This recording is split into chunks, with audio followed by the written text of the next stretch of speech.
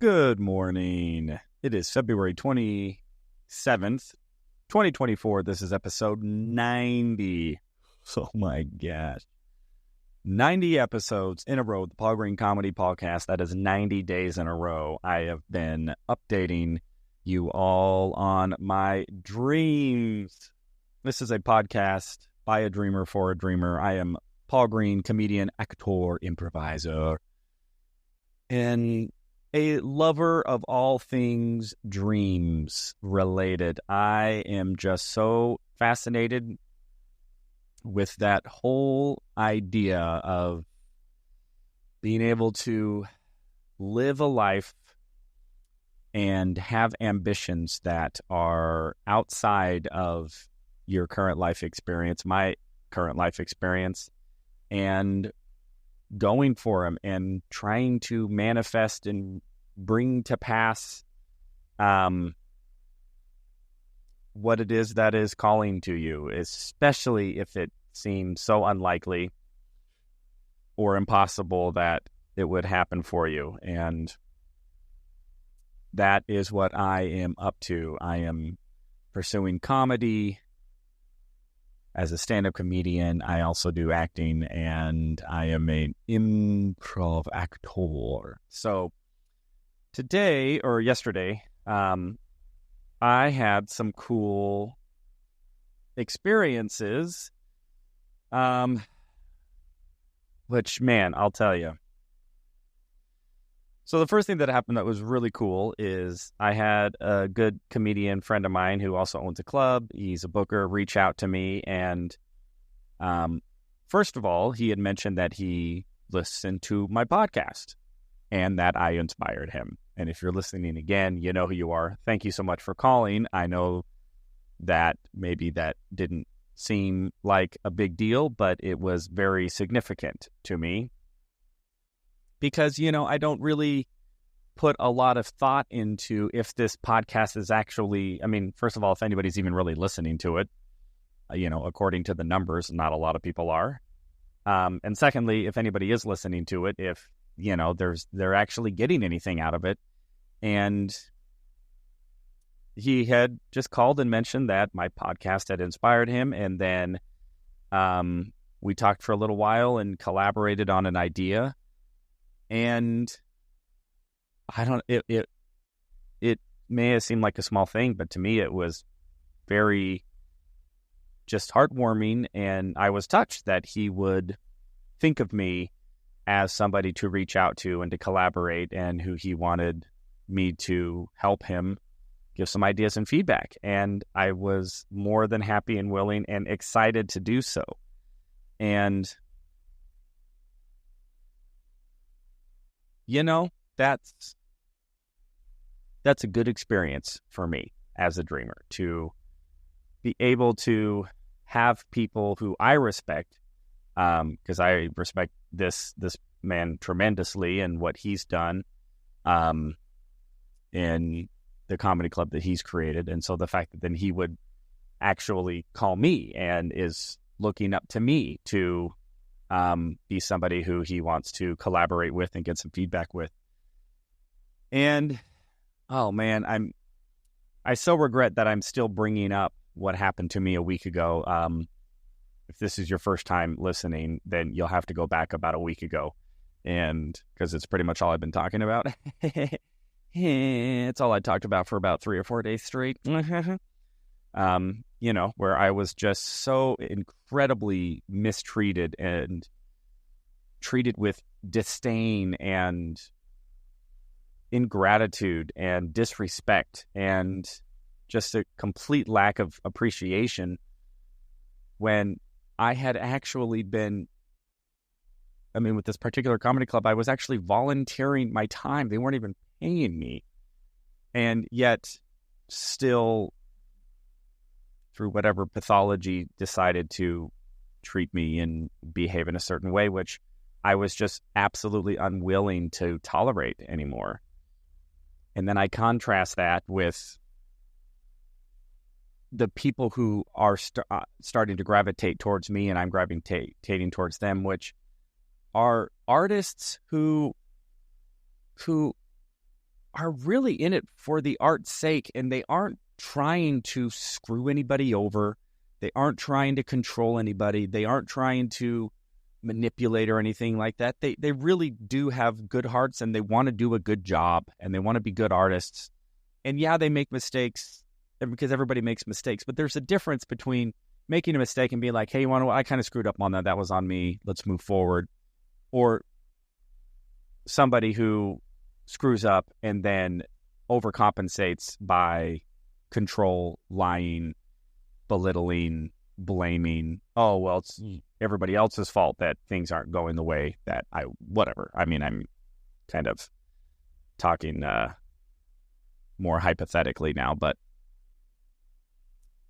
so I had that conversation while I was driving to meet up with another friend of mine who I actually had on the podcast a couple weeks ago, who is, she's new to comedy, and she has been doing the same thing, just calling me up and asking me to help her write jokes. And like, I don't even think about asking for anything. And the gentleman who called me earlier today to ask me to help with him, I didn't even think to be like, oh, well, you're going to have to pay me my whatever. But he offered to pay me, you know, out of respect and out of graciousness and out of gratitude, you know, which is very much appreciated. And then, you know, I met up with this person, and she and I are just collaborating about doing different documentary projects. And she's, you know, we're talking about how we can get funds for different things. And it's like we're both ambitious, you know, we are looking to get something out of the other person, but it doesn't come from a place of control or manipulation or greed. It comes from a place of, wow, like we have a synergy, and we genuinely want to help each other, and we see that the other person has something to offer, and we value it. And because we value it, we treat that person with respect, just genuine human respect. And when I didn't even get genuine human respect and just kind-hearted decency from this other troop, oh my gosh, I'm just being so underhandedly critical, you know. It's just my way to get my jabs in there of like, F those guys. But seriously, F those guys. You know, like I had given so much of my life. I mean, a good 16 years. I mean, not a full 16 years because I was in LA for several years, but so many years of my life. So many nights, so many showing up early and leaving late, and so many not really getting paid fairly for, well, there's really no such thing as fair pay, but doing a lot of volunteer, I'll put it that way. And I also got paid from some stuff.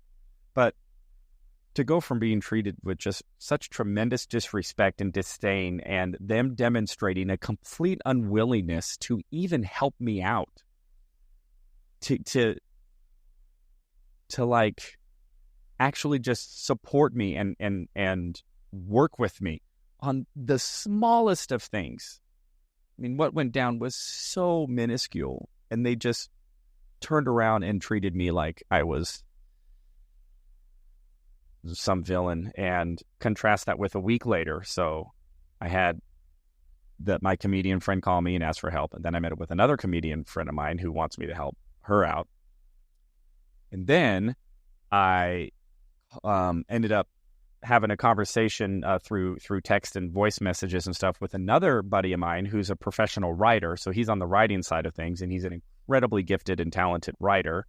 And he's written on like major TV shows that on Netflix. I remember the first time watching a TV show, an actual episode of a TV show that he had written. And I remember seeing the credits, and it said written by Eric Phillips. And I was like, you know what I mean? Like, I was so excited. And I took a screenshot of it and like posted it on Instagram. I'm like, that's my buddy. He wrote this episode of like a major Netflix show. And he's out there hustling. And so he and I were talking, and we had this really in-depth conversation about entitlement and how easy it is now for me to spot the genuine artists from the posers and the manipulators and the entitled's. The people who, for whatever reason, feel that the universe owes them major success, and if they don't have major success, that they're a victim and it's everybody else's fault. And I'll tell you, I have no sympathy for that whatsoever, because being an artist, I mean, it's not fair. This is not a fair and equitable industry. It is not a meritocracy. The most talented and hardest workers do not always rise to the top or always get paid. There is no such thing as fair pay. It's such a drastically weighted pay scale. I mean, you look at any major motion picture, probably 90% of the entire budget is to pay like 2 guys and 2 women. And then the rest of the 90% or the remaining 10% is to make the movie and pay everybody else. And, it's not fair. And that's not to say that there isn't a virtue in trying to make it more fair, and those out, going on strike and, trying to get, fair treatment. I'm not talking about that. But I'm talking about an essence of, well, because I showed up, or because I just am, that the world owes me something. And I've been around long enough. I've seen enough incredibly talented people who, like comedians and actors and filmmakers, writers and producers, and who are so incredibly talented and are still out there, and they have to hustle and grind every single day to make ends meet. And yet these other entitled actors are going to go like, oh, well, or comedians, and well, how come I should have to go to an open mic? How come I shouldn't have to? I'm just like, good luck. Good luck with that attitude. And, I probably have had some of that in my life too. And maybe this is just wisdom speaking. Maybe this is just going to LA and just getting the shit kicked out of me and just realizing how saturated this world is with incredibly talented artists. And to try to monetize that art is just such an insurmountable endeavor to do that. And for somebody to think that because they've just showed up, that the world owes them, it's like, hey, listen, for everybody who's just showing up, there's another 10,000 people who are showing up and going the extra mile and hustling and have been hustling and grinding and made bigger and larger sacrifices than you ever have. And I feel that way. I feel that I have been given so many opportunities that I wasn't entitled to, and that maybe are other people who deserve them more than even I do, who have put in more time or more effort. And for whatever reason, those opportunities landed in my lap, like this gig last weekend in Missouri. It's like, I get booked by this social media influencer, Elizabeth Weichert, and she's got millions of followers, millions and millions of views. And I have no idea how many performers she knows. I mean, hundreds, maybe thousands of comedians and actors and performers. And yet for some reason, she reached out to me and asked me to come be a part of her comedy show. You think I felt entitled to that? Think I felt that she owed me that? No, because she didn't, and I wasn't entitled to it. What I was grateful. I was so grateful that she gave me this opportunity and that I got to go share my art. And first of all, that somebody put together a show, because putting together a show is a pain in the arse. It is a major endeavor to get a venue, get an audience, get a show, and get those all to line up and to actually try to make money at it. It is, I wonder what the percentage of positive ROI shows are. Historically, it would be fun to just see some data on that. I would bet you that 80% of any show ever did not produce a positive ROI. That's just, that's a guess. I have no idea. I have no stats whatsoever other than just the hundreds and hundreds of shows that I've been a part of over the years, and how many producers of shows just lose their shirt. So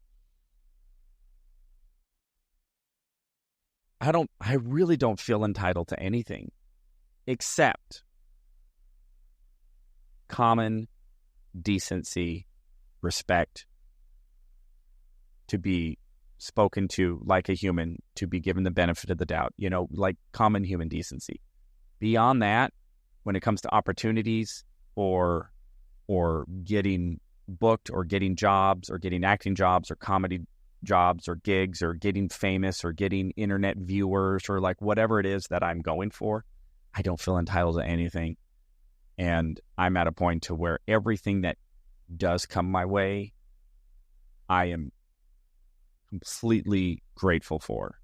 And I try my best to express that and to show up in a manner that indicates that I'm grateful to be here. And with that comedy club that I cut ties with last week, I know that is exactly how I was showing up. I have zero guilt. I have zero shame. I have zero doubt in myself that I showed up every time, at least in the last couple of years, with complete gratitude, no sense of entitlement, even so much to where they sat me down and said, "Hey, we just can't afford to pay you anymore." I just said, "Great. I don't feel entitled to even get paid. If there's no money there, why should I get paid? If you're losing money, I don't want to make money. That doesn't make sense to me. I don't feel entitled to that." And yet, what they couldn't do is just treat me with respect and gratitude for that. And that I have no tolerance for. And I have no tolerance for entitlement. So that was the third conversation. So I have now connected with two stand-up comedians, one asking me to help him collaborate and listen. The second, another stand-up comedian, and she's also getting into politics, and she's a business owner, and she's so much fun. And we're collaborating and talking about, ways to work together. Then I have this incredible conversation with my buddy he's a professional TV writer, and he's incredibly talented, and he does TikTok videos, and he and I have been friends now for a good 6-7 years and have worked together on a handful of projects. And we have this incredible conversation. And then I go and I have a meeting with another buddy of mine who is putting together a comedy show and asked me to be a part of this comedy show. So I met with him, a producer, and another performer in the comedy show. And if you are ready for some random, fascinating timing and synchronicities. So one of the people who I met up with tonight was one of the original founders of the comedy club that I just cut ties with. And he was one of the 3 founding members. The two remaining founding members pretty much kind of cut him out of the company when he helped found it. And it wasn't a pleasant parting, let's say that. They kind of screwed him over. They feel he screwed him over, but that's not, after talking with him, So he was there at the beginning of this comedy club that I ended up joining in 2008 and that I was a part of for almost 16 years of my life. You know, I had a little break there in the middle when I was in LA that I had come back to, and then they had treated me a certain way. I cut ties with them. And then a week later, for the first time in my life, I met the original founder. And you better believe he and I shared some stories. And it was very gratifying, I'm not going to lie. It was very gratifying for us to compare notes about how we were treated by that organization. Him 20 years ago at the onset of it, and me all these years later, after having been involved to some degree or another for almost 2 decades, and realizing that these are just not people that I can be associated with anymore. And man, am I lucky. I am so lucky to be attracting into my life people who are ambitious, who are talented, who are good. They have good hearts. They have pure intentions. They don't want to hurt anybody. They don't want to take anything from anybody. They really, truly want to collaborate, create, share their art, perform, help each other, support each other, build each other up, try to find opportunities for each other, encourage each other.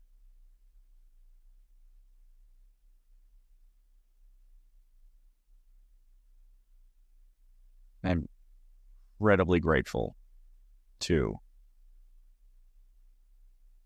That's like 1, 2, 3. That's six people who I've had fairly intimate conversations with today. Collaborative, high energy, supportive, ambitious. Nobody's trying to F each other over. Nobody's selfish. Nobody's greedy. Nobody's trying to control. Nobody's trying to manipulate. Nobody's disrespecting. Nobody's suspicious. You know, it's all trust, and it's love, and it's art, and it's ambition, and it's honing a craft, and it's learning and growing and navigating such a tumultuous, inconsistent industry known as the entertainment industry generally. And I'm in the throes of it, and I'm fighting my way through in the darkness. And,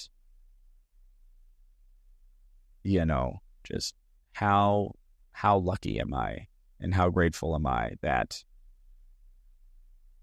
you know, a week after being treated the way that I was treated, I have a day like today where I have 6 people who, some of them I met for the first time tonight, and I already trust them with my life because I just feel that energy with them. And then add on this weekend with Elizabeth, you know, that makes 7. And this weekend, I'm flying out to Philadelphia to meet up with another comedian friend of mine, Andrew, who's incredible. And he's in my corner. And I got 2 shows in the next 2 weekends because of him, all out of town. Because he's trying to support me and find ways to get me gigs and have my back. And he's not asking anything directly in return other than when I get famous that I'll let him open for me. That's what he wants. He wants to open for me. And I truly want that to happen. Just like I want everybody's dreams, what they really are. Especially when I know that those people are pure-hearted, from what I can tell. and that their dreams are in alignment with higher purposes and higher ways of thinking and elevated emotional states, and in alignment with gratitude and with sharing art and spreading joy and bringing love to the free world, man. I just watched One Love last night, so I got a little bit of a Jamaican accent in me. Please, nobody post this and try to cancel me for that. I meant it in love. All right, man, just a lot of gratitude today. Just gratitude. So grateful for these experiences, these people who have come into my life, who've gravitated into my life, and who have supported me. And I was telling my buddy Dave, who was part of that meeting tonight, when I moved back to Arizona from LA 2 years ago, he had reached out and said that he wanted to do a 2-person show with me. And I think I took it a little bit for granted at the time, but as I was talking to him tonight, I was like, you want to know what, Dave, the fact that you just called me and you wanted to perform with me, just going, that is the greatest compliment I can possibly imagine. That out of the, again, hundreds, maybe thousands of performers, he called me and he wanted to do a 2-person improv show with me. Gratitude. And what an incredible compliment. And how lucky am I? And I don't feel entitled to any of it. I really don't feel entitled to any of it. I don't feel that any of these people owe me anything. But man, am I grateful that they give it. So, to all of you beautiful dreamers out there, man, if you can seek out those people, and to me, you have to attract, it's the whole attract what you are. And I would say, if you don't have those people in your life, maybe the first place to look is, I'm looking at the man in the mirror of you. And say, man, am I approaching life with gratitude and graciousness, or am I maybe complaining a lot and feeling entitled a lot and playing the victim a lot and woe is me a lot? I mean, I get it. There is a lot of ways to be victimized in this world, and I've definitely played that card as well. And I think there's a better way. Gratitude. All right, my lovely, beautiful people, I hope your dreams are coming true. It feels like mine are. And I am very, very excited for what's unfolding and these opportunities that are starting to gravitate my way. And I am very excited to just see what more unfolds, because I feel like something big is coming. There, I said it. I said it on episode 90 of the Paul Green Comedy PaulCast. Don't know what it is, and I don't want to know what it is until it happens, but I just feel it stirring. It's a brewing in some future universe, some cosmic state being that shall be called into fruition, and they all shall align in universal splendor and bestow upon me. Yes, that got really weird. I don't know what just happened. All right, everybody. So grateful for all of you. I love you all so much. Thank you for listening. Again, I hope your dreams are coming true. I believe in your dreams, and if they aren't coming true, maybe try looking at gratitude and maybe see if there's some entitlement creeping in that maybe is getting in the way. All right, everybody. Love you all so much. Thank you for listening. This is episode 90 of the Paul Green Comedy PaulCast, February 27th, 2024. I love you all so much. Keep going for those dreams, and I'll talk to you tomorrow.